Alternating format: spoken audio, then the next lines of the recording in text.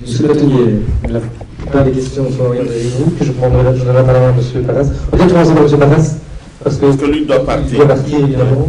Monsieur Paras, donc. Oui, merci pour cette question. Je vais rajouter moi-même une petite question. En relation avec ce qu'on a évoqué avant, la médiatisation, est-ce que c'est toujours une bonne chose? Parce qu'on a vu ici qu'apparemment ça avait des effets positifs. Vous intervenez dans pas mal d'autres dossiers ailleurs dans le monde, des dossiers parfois très sensibles. Est-ce que la médiatisation est toujours une bonne chose? C'est une question qui est très complexe. À la question qui a été posée tout à l'heure directement à Thierry Michel, est-ce que sa caméra a joué un impact? Je pense indiscutablement oui. Et d'une façon générale, il y a un impact. Est-ce qu'il est positif ou négatif? Mais ça influe sur le comportement des juges. Tout à l'heure, je parlais de ce qu'on appelle l'observation de procès. C'est un outil, et vous en avez fait avec Avocats sans frontières récemment en Israël-Palestine, c'est un outil qui permet de monitorer le comportement des juridictions pour s'assurer que la juridiction fonctionne correctement, que le procès sera équitable ou pas, et c'est aussi un instrument de pression. Dans des contextes où, a priori, nous partons avec l'idée que la justice fonctionne mal, qu'il y aura une immixtion de l'exécutif, qu'il y aura des instructions, trafic d'influence, que la justice est corrompue, et où on pense a priori que si nous ne sommes pas là pour observer, que ce soit le journaliste, le réalisateur de documentaires ou l'organisation des droits de l'homme, où nous pensons que si nous ne sommes pas là pour exercer cette pression par notre présence et notre capacité à rapporter par la suite, eh bien la justice fonctionnera mal. Et c'est un moyen que nous utilisons pour garantir un certain résultat. Et à ce moment-là, il faut être très clair, on a envie d'influer. Alors on fait l'observation pour monitorer, on peut le faire de manière discrète. Et c'est par exemple l'opération que ASF a menée au Fidji l'année dernière, où il s'agissait d'assister une avocate qui est une militante des droits humains très fortement engagée au Fidji sur toute une série de problématiques, droits civils, mais aussi droits économiques et sociaux, et qui était poursuivie par les juridictions sur des prétendus faits à caractère pénal, mais parce qu'on voulait lui clouer le bec et empêcher sa capacité, limiter sa capacité d'action. Et nous avons fait le choix avec elle d'organiser une opération d'observation dans le but de surveiller la façon dont le procès allait se dérouler, mais en étant relativement invisible, peu discret. Il ne s'agissait pas pour nous d'exercer une pression directe, en tout cas dans un premier temps. Et puis, sur d'autres procès, et notamment en RDC, dans un dossier que beaucoup connaissent ici, qui est ce qu'on appelle l'affaire Firmin en Gambie, qui est un homme politique qui est poursuivi pour des faits à caractère, on va dire, politique, qui ont cette connotation-là, et qui en même temps est un avocat très connu en RDC, et où nous avons mené une opération d'observation beaucoup plus visible. Et là, on essaie de jouer sur à la fois le monitoring, l'observation stricte, et en même temps la volonté de nous assurer que le procès va se dérouler dans des conditions au maximum équitables dans le contexte en question. Et il y a toujours, lorsque les médias interviennent, lorsque les organisations qui font l'observation interviennent, il y a toujours un très difficile équilibre à trouver dans ces contextes-là, entre la volonté pour nous d'influer, et donc quelque part on agit sur la justice, alors que par ailleurs on essaie de dire mais la justice doit être indépendante. Et quand on dit la justice doit être indépendante, très souvent on dit qu'elle doit être indépendante de l'État. L'exécutif ne doit pas influer sur le rôle du parquet qui doit essayer d'instruire à charge et à décharge, et sur le rôle des juges qui doivent juger en toute sérénité.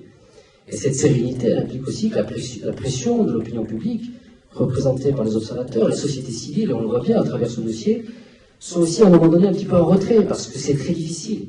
Ici, il y a des professionnels de justice, c'est très difficile de juger sereinement lorsque la pression, on va dire populaire, exercée par toute une série de médias, de médiums, est très forte. Et dans les contextes complexes, j'ai envie de dire, comme celui de la RDC, où la justice fonctionne pas très bien, il faut le dire, malgré des efforts incroyables que les uns et les autres nous pouvons essayer de conduire pour la renforcer, et les premiers à féliciter, ou en tout cas à saluer au niveau de l'effort qui est fait à ce niveau-là, c'est bien évidemment les avocats et les barreaux du Congo. Il faut être à la fois dedans et être capable de surveiller un petit peu et d'exercer un minimum de pression, et en même temps laisser leur chance à ces juges de pouvoir acquérir cette sérénité nécessaire pour pouvoir rendre une justice équitable. Dans des dossiers comme celui-ci, je ne veux pas parler directement de l'affaire Chebeya, mais par exemple dans l'affaire Maïché, qui est une affaire à peu près semblable, une personne très engagée sur le terrain des droits de l'homme, journaliste qui travaille pour la radio Okapi, qui a été assassiné dans la rue, puisqu'il a été tué par arme à feu. Un procès s'est tenu à Bukavu en 2007-2008. Première instance, en appel. Nous étions dans le dossier, mais nous étions du côté de la défense de certains accusés. Pourquoi? Parce que quand Serge Maïché est mort, la pression internationale immédiate a été extrêmement forte. Toute la communauté internationale présente en RDC a été alertée, comme ça n'a été le cas lorsque le corps de Floribert Chebeya a été découvert. Et la pression était telle qu'il ne pouvait y avoir qu'un procès. Alors le procès a eu lieu, mais dans des conditions qui en font véritablement une parodie. On est allé très vite, et puis on a arrêté ce qu'on appelle en anglais les usual suspects. Il faut livrer des coupables. Et la difficulté, c'est bien sûr de lutter contre l'impunité et éviter que, lorsque des faits de cette nature surviennent, évidemment la justice ne passe pas et que l'impunité soit consacrée. Dieu sait qu'elle l'est très souvent dans des contextes de cette nature. Et en même temps, la justice oui, mais pas la justice à tout prix. Et éviter que peut-être des personnes innocentes soient condamnées. Et c'est ce que je pense, moi, par exemple, du sort de certaines personnes qui ont été condamnées dans l'affaire de Serge Maïché, où pourtant, au final, on va dire, voilà, un militant a été tué, la justice est passée, il y a eu un procès, on ne peut pas dire qu'il n'y a pas eu une réponse judiciaire à ce crime odieux. Comment peut-on aider au mieux ASF? Alors, d'abord, rassurer notre confrère entre SF France et SF Belgique, donc deux organisations qui appartiennent au même mouvement. À un moment donné de notre histoire, il y aura forcément des rapprochements très importants. Si je prends notre présence respective dans cette affaire chez Chebeya, SF France a joué son rôle en intervenant, et on l'a vu à travers ce documentaire. Nous étions présents d'une autre façon, et je pense que toutes les deux organisations ont contribué au fait que nous avons essayé, avec les moyens respectifs des deux organisations, de faire en sorte que ce procès se déroule le mieux possible, dans les conditions complexes sur lesquelles je n'ai pas à revenir maintenant. Maintenant, la problématique des défenseurs des droits humains est pour nous, elle est centrale. Parce que, je vous expliquais en deux mots tout à l'heure ce que fait Avocats sans frontières en RDC. Nous sommes présents au Rwanda, au Burundi, en Ouganda, au Kenya maintenant, en Tunisie, au Tchad, Israël-Palestine. Nous avons un programme très intéressant que nous développons depuis des années. Le cœur de notre projet repose sur ce qu'on va appeler la promotion du rôle social de l'avocat. C'est-à-dire que nous pensons que le droit peut changer les situations les plus vulnérables. Nous pensons que la réponse que le droit international et le droit des droits de l'homme en particulier peut apporter sur la question des droits civils et politiques, sur la question aujourd'hui qui est un vrai défi pour chacun des droits économiques et sociaux, cette réponse-là, elle doit être apportée au même titre que d'autres réponses politiques, sociales, psychologiques, médicales, etc. Et que celui qui est le plus à même de lancer ce processus-là, de le porter, c'est bien évidemment l'avocat. Et donc nous mettons en avant systématiquement les avocats et les avocats nationaux dans les pays où nous intervenons sur le devant de la scène et qui prennent en charge les dossiers. Aujourd'hui, Maître Guessara et Maître Maléré du barreau de Kinshasa, qui ont été choisis par Avocats sans frontières pour représenter les frères et sœurs de Chebeya, sont sur le devant de la scène et au même titre que les autres avocats, avec le même engagement, eh bien, parfois prennent des risques. Je ne parle pas spécifiquement de cette affaire-là, mais je pense en particulier à ces dizaines d'avocats congolais qui, sur les crimes internationaux, et c'est une problématique parmi les plus sensibles en RDC, qui, sur la question de la lutte judiciaire contre les violences sexuelles massives dans l'Est du Congo, sont présents, et puis sur des thématiques comme la torture, qui est une question qui est centrale dans un pays comme la RDC, malheureusement, qui est une pratique récurrente. Ça suppose une capacité à prendre en charge les victimes, à les aider à déposer plainte, à accompagner ces victimes-là devant les juridictions, et donc à subir des pressions parfois très importantes. Et beaucoup de nos avocats, entre guillemets, amis, collaborateurs, eh bien, subissent des menaces et parfois sont directement attaqués.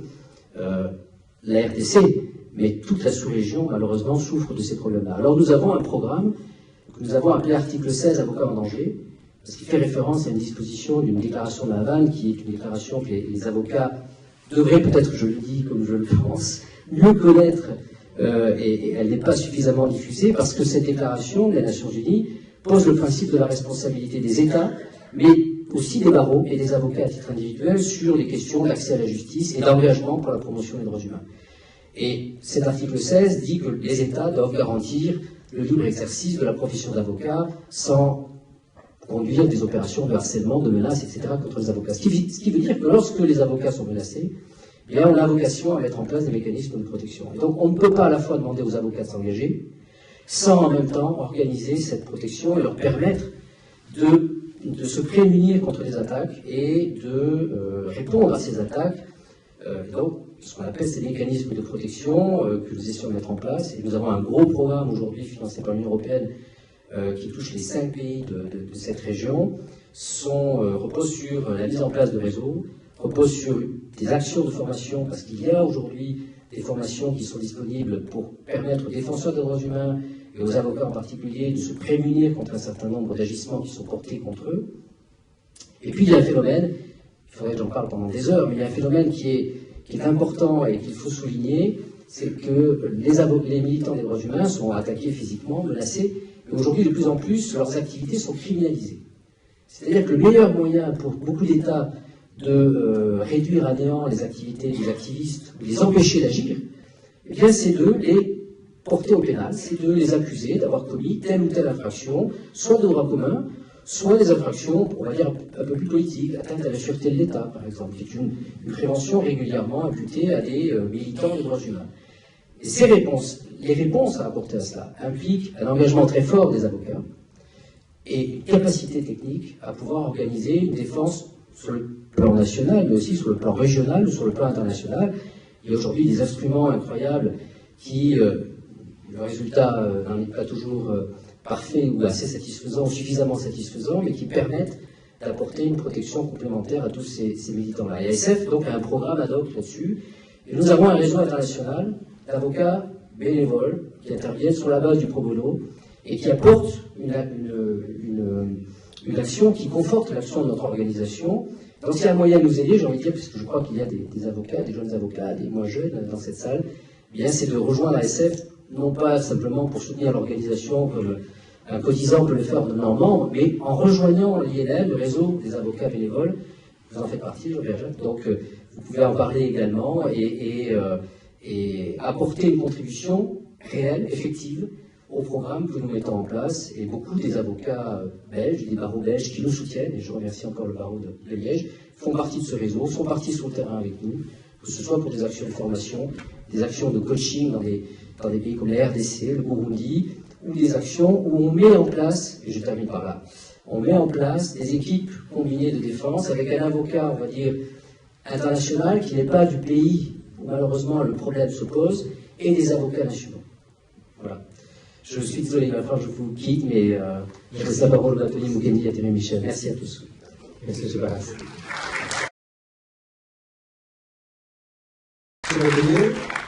Une première question, la réaction de l'auditeur militaire. Oui. Et qu'en est-il de sa position d'appel? Exactement. Mais je voudrais quand même aussi dire un petit mot pour la contribution de notre compatriote à propos de son analyse sur le contexte général du pays et l'influence que cela peut avoir sur le procès.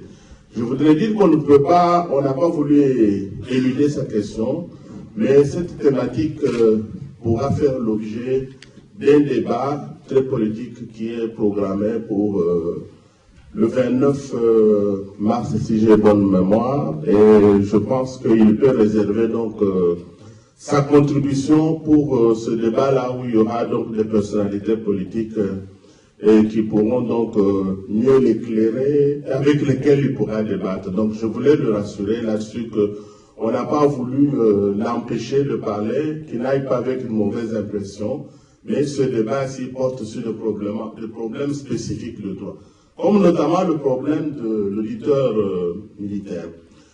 En fait, les tribunaux militaires, les juridictions militaires comme les juridictions civiles dépendent tous du même statut des magistrats. Et c'est ce qui fait qu'il y a des magistrats qui se comportent avec beaucoup de compétences, et c'est le cas notamment des auditeurs que nous avions eus là-bas. Je dirais même plus, sur le plan même de la préhension du dossier et de la vérité du dossier, l'auditorat général, dans sa décision de renvoi, avait estimé que la cause devait aller à la haute cour militaire de façon à pouvoir juger non seulement les colonels, mais même les généraux éventuels et éventuellement, donc parmi lesquels les John Nunn. Mais en l'espace d'un week-end, il y a eu une pesanteur qui a joué, qui a fait que le dossier envoyé à la haute cour, sans aucune autre lettre, est descendu à la cour militaire, donc l'équivalent de la cour donc du tribunal de grande instance. Et la décision de renvoi destinée à la haute cour militaire, il y a eu un encre correcteur qu'on a posé sur haute pour en faire seulement cour militaire, alors qu'il y a deux cours militaires à Kinshasa, Gombe et Matete, on ne savait pas devant laquelle. Donc, et c'est d'ailleurs un objet de la première exception des parties civiles qui ont estimé que la Cour qui a statué n'était pas valablement saisie parce qu'on n'avait pas spécifié quel cours militaire. Il y a eu un arrêt avant dur droit contre lequel nous sommes allés en appel. Donc, il y a eu quand même, je peux dire que les magistrats ont juste une certaine indépendance, mais il y a toujours une pesanteur qui s'exerce sur eux. Et là, sur les magistrats du parquet, bon, ils étaient libres de faire la décision de renvoi, mais vous avez vu qu'on les a fait reculer. De même, pour ceux de la défense, pour les juges, je rappelle encore le cas du major Mbokolo qui avait acquitté Marie-Thérèse Landou et qui se retrouve révoqué maintenant.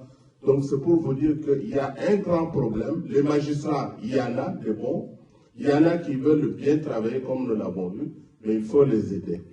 Et le problème de l'appel, justement, se pose. Je ne veux pas vous décourager, mais il y a 10 jours à Genève, au premier débat auquel assistait le ministre de la Justice, nous lui avons posé la question, il a répondu que la justice est lente, il faut pouvoir patienter. Et donc c'est pour, mais je crois que s'il n'y a pas une pression extérieure comme celle que le film nous permet d'exercer, une bonne pression, eh bien je crois que le procès risque d'être rangé un peu aux oubliettes. Et c'est la raison pour laquelle il faudrait que chacun de nous se constitue comme un défenseur des droits de l'homme pour aller de l'avant. J'en viens aux questions de M. Kabongo qui pose... Qu'en est-il du dossier qui devait être déposé à la Cour pénale? Je crois que c'est M. Kabongo qui a posé la question. Oui. C'est là que j'en suis.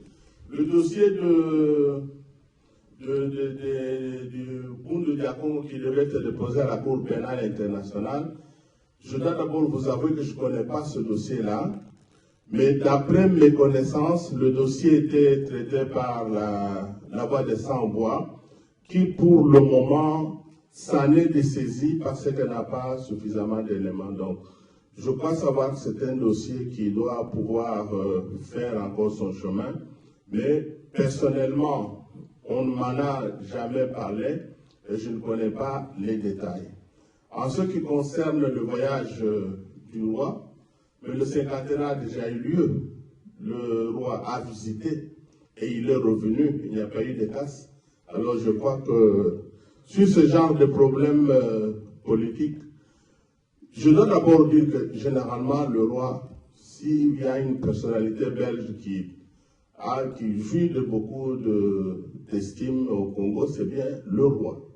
Et puisqu'on sait que l'indépendance du Congo est due...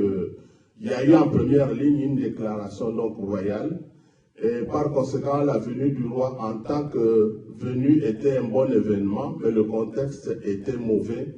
Mais je peux dire que heureusement tout s'est bien déroulé. Voilà ce que je peux dire à ce sujet.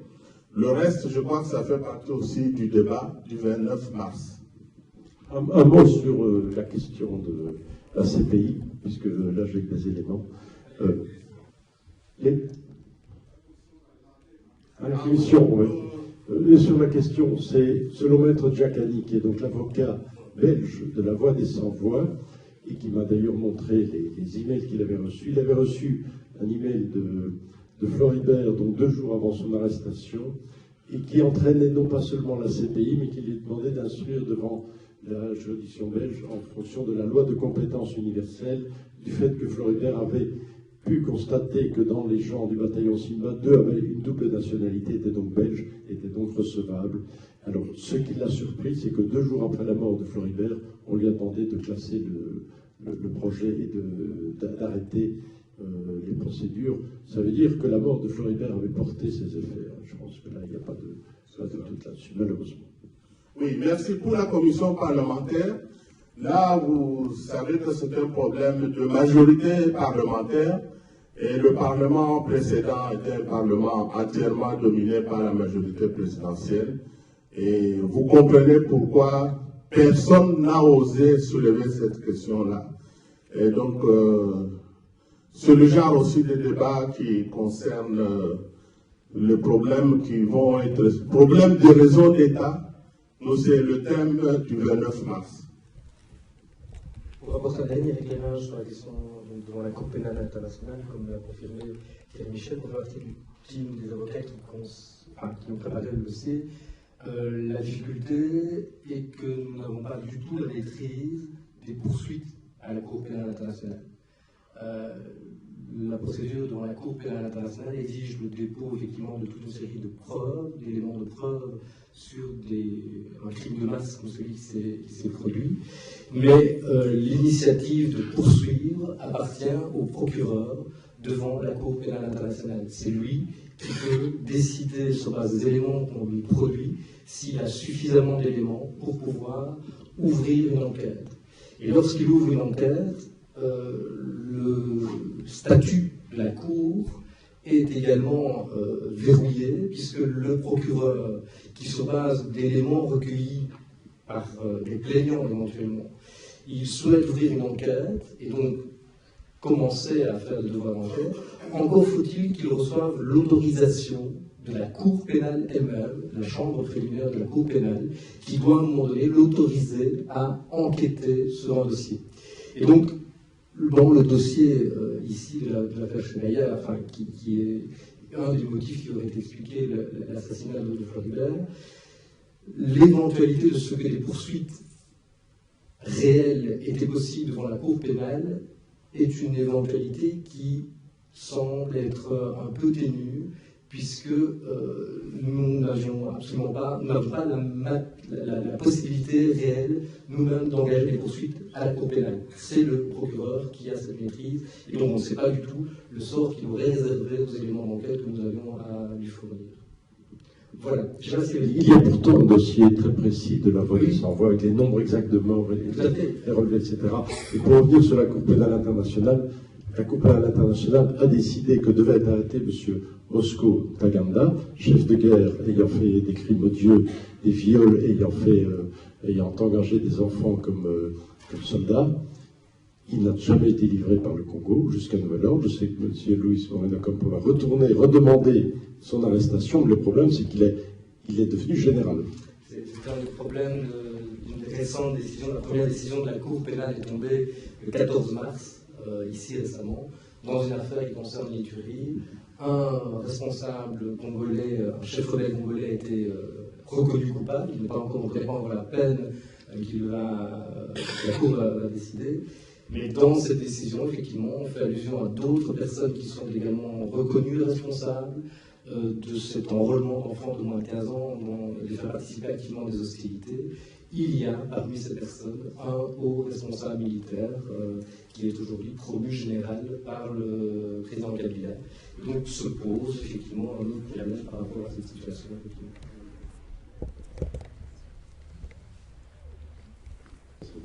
Je vais répondre sur la question du général Numbi. Le général Numbi est bien connu depuis les années 92, puisqu'il a été le chef de la milice qui a opéré à l'époque, je ne dirais pas génocide, le mot est grand, mais un nettoyage ethnique, une épuration ethnique des Kasaïens qui étaient là depuis 2-3 générations parfois dans la province du Katanga, où ils étaient venus comme main-d'œuvre apportée par les Belges. Et il y a eu là une volonté du président Mobutu de liquider tout ce qui était des gens de l'ethnie de Tshisekedi, qui était le leader de l'opposition à l'époque. Et donc il y a eu, on a brûlé les maisons, on a tué les familles, on a licencié des entreprises, surtout publiques, tous les sujets kasaïens, et les survivants sont partis à pied, parfois pendant 2-3 semaines, jusqu'à leur Kasaï natal, où ils n'étaient évidemment pas attendus du tout, puisqu'ils avaient déjà plusieurs décennies que leurs parents, grands-parents avaient quitté cette province. Donc le général Numbi a fait ses armes comme chef de guerre pour des faits qui seraient passibles aujourd'hui de la Cour pénale internationale, je pense. Et le dossier est assez... Sauf qu'il y a prescription, je pense qu'il n'y a pas prescription, ce n'est pas recevable parce que les faits sont antérieurs à la constitution de cette Cour. Donc voilà, il n'a jamais donc fait l'académie militaire. C'est un homme qui a une base populaire, une base ethnique, ses milices, qui a toujours aujourd'hui ses milices. En dehors de ses militaires, il a ses milices. Donc il a une force de frappe assez étonnante, et vous avez vu sa popularité quand il arrive au tribunal, son fan club est là, et il est bien mis Janes Katanguès. Ça veut dire que derrière ce procès, il y a aussi la question ethnique, qui a été un peu une question taboue pendant tout ce procès, mais que tout le monde savait. C'est que là, l'équipe actuelle du pouvoir tient tous les rouages de l'État. Et dans ces rouages, évidemment, le général Numbi, ce chef rebelle qui était le chef rebelle de l'époque Mobutu pour les basses œuvres, s'est reconverti, comme tout bon technicien, il s'est reconverti dans un nouveau pouvoir, s'est mis au service de ce nouveau pouvoir avec beaucoup de zèle, et donc est vraiment le numéro 2 de l'appareil de l'État, on va dire, dans la branche politaro-militaire. Voilà, il est soi-disant suspendu, mais il garde cette puissance dans sa province. Donc si demain on touche au général Numbi, il y aura de la casse. Je pense qu'il ne faut pas se faire d'illusions. On allume une allumette et on la dépose là où ça peut faire du dégât. C'est-à-dire que tout d'un coup, les vieux démons indépendantistes peuvent refaire surface, instrumentaliser. En tout cas, des troubles peuvent éclater. Je pense qu'à Katanga, le général Numbi n'est pas un genre d'homme à se laisser emmener facilement devant une Cour pénale internationale.